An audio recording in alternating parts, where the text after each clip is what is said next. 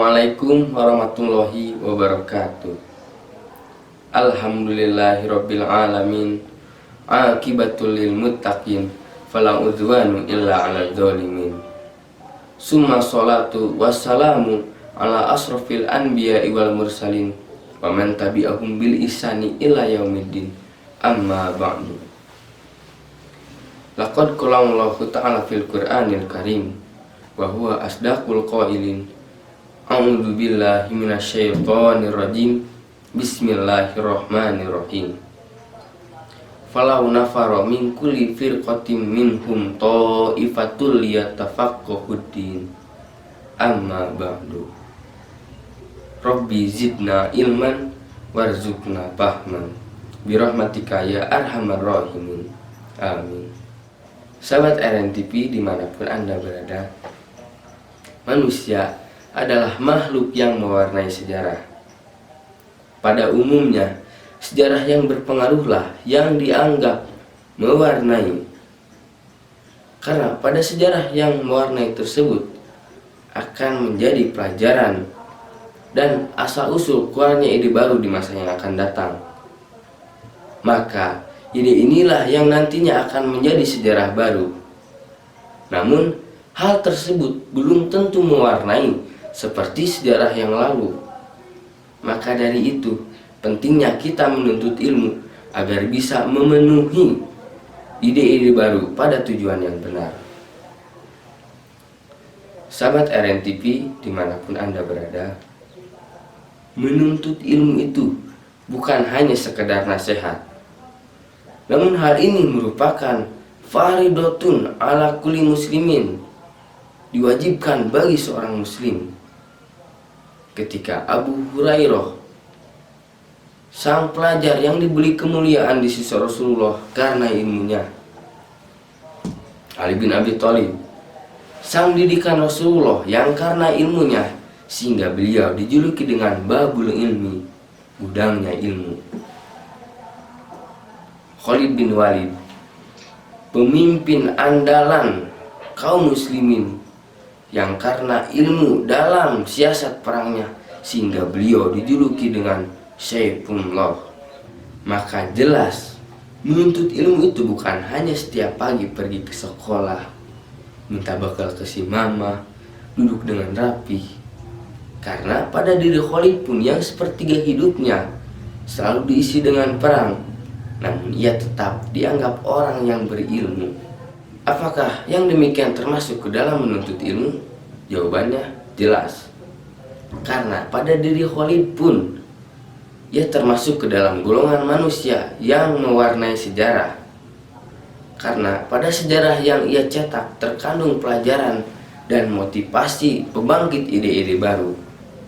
Apabila menuntut ilmu hanya di sekolah saja, lantas bagaimana apabila masa depan membutuhkan pelaut yang ahli dalam bidangnya, sedangkan yang ahli dalam bidangnya hanya ada di sekolah saja? Utlubul ilma walau bisin, carilah ilmu sampai ke negeri Cina. Mencari ilmu itu bebas. Kita bisa mencari ilmu sesuai apa yang kita butuhkan, tentunya ilmu yang bermanfaat. Tapi ingat, al ilmu soidun wal kitabatu qaidu. Ilmu itu liar, maka ikatlah yang liar itu dengan mengaplikasikannya, dengan memahaminya, dengan mencatatnya dalam buku. Begitulah penjelasannya. Jadi perlu kita ingat, menuntut ilmu itu bukan hanya di sekolah saja, seperti hanya ketika Allah berfirman dalam surat Az-Zariyat ayat 56, "Wa ma khalaqtul jinna wal insa illa liya'budun." Disitulah Allah memerintahkan manusia untuk beribadah. Apabila manusia diciptakan illa liya'budun, hanya untuk beribadah, lantas tidak perlukah kita makan? Lantas tidak perlukah kita tidur? Apakah itu tidak perlu? Disitulah Allah menyebarluaskan arti beribadah, seperti hanya Allah menyebarluaskan arti menuntut ilmu.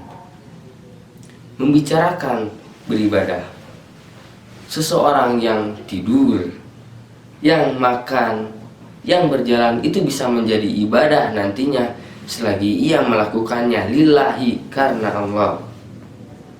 Bicarakan menuntut ilmu.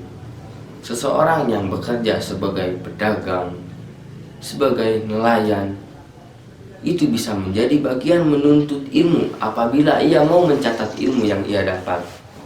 Lagi pula Rasulullah SAW bersabda, sesungguhnya malaikat itu la tad'u ajnihataha, membentangkan sayapnya di thalibil ilmi, teruntuk orang yang berilmu, karena ia ridho kepada apa yang ia lakukan. Jadi jelas yang mewarnai sejarah itu adalah ilmu, terutama ilmunya seorang muslim.